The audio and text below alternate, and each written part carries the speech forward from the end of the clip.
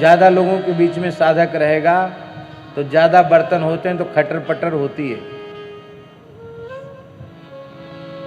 भवेद वार्ता द्वयोरपि, बोले दो होंगे तो भी भजन कमजोर पड़ जाएगा, कुछ नहीं तो बातचीत शुरू हो जाएगी। और बातचीत तो ऐसी है महाराज, जिस विषय पे छिड़ जाए, भले भूत के विषय में चर्चा छिड़ जाए, फिर सब अपना अपना अनुभव सुनाने लग जाएंगे, भले किसी ने न देखा हो पर सुनाने सब लग जाएंगे। हमारे पूज्य गुरुदेव महाराज जिनकी कृपा से हमको 2 अक्षर सुनने को पढ़ने को मिले,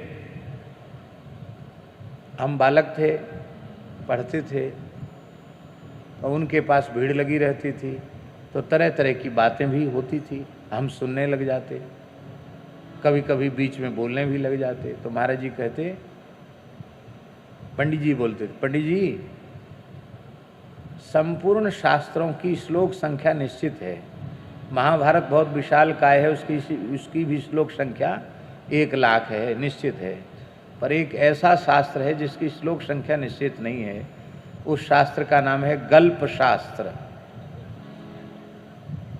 ये सब इधर उधर की बातें, ये सब गल्प शास्त्र की बातें हैं, तो गल्प शास्त्र के चक्कर में पढ़ोगे तो कुछ नहीं पढ़ पाओगे।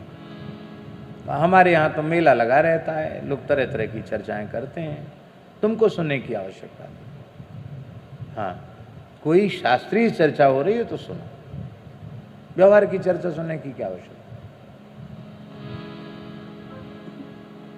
भवेद वार्ता द्वयोरपि, तब क्या करें, बोले एक एव चरेत तस्मात् कुमार्या इव कंकणः,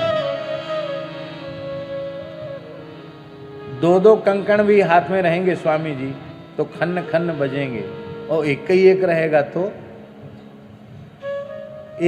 रहेगा तो उसमें आवाज नहीं होगी। इसलिए असंग होकर विचरना चाहिए।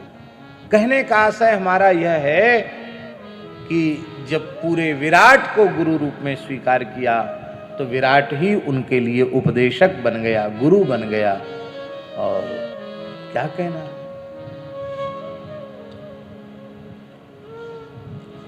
और सच्ची बात यह है कि चाहे जितनी कठोर साधना कर लो और चाहे जितने पोथी पत्रा पढ़ लो, गुरु तत्व की व्यापकता की अनुभूति को जब तक सत्शिष्य हृदय से स्वीकार नहीं करेगा तब तक वह निष्पाप नहीं हो सकता।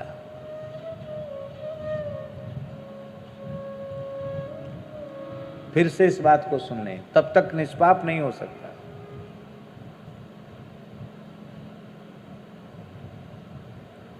पाप भी करता रहेगा, प्रायश्चित भी करता रहेगा, फिर पाप बनते रहेंगे, और जब निश्चय कर लेगा कि गुरु तत्व व्यापक है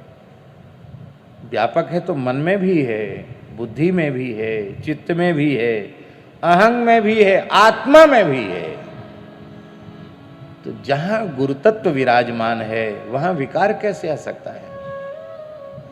इसलिए सर्वथा निष्पाप, सर्वथा निर्विकार वही होगा जो हृदय से गुरु तत्व के महात्म्य को स्वीकार करे। इस सुदामा विप्र ने गुरु तत्व के महात्म्य को स्वीकार किया है, इसलिए मैं इनके चरण धो रहा हूं।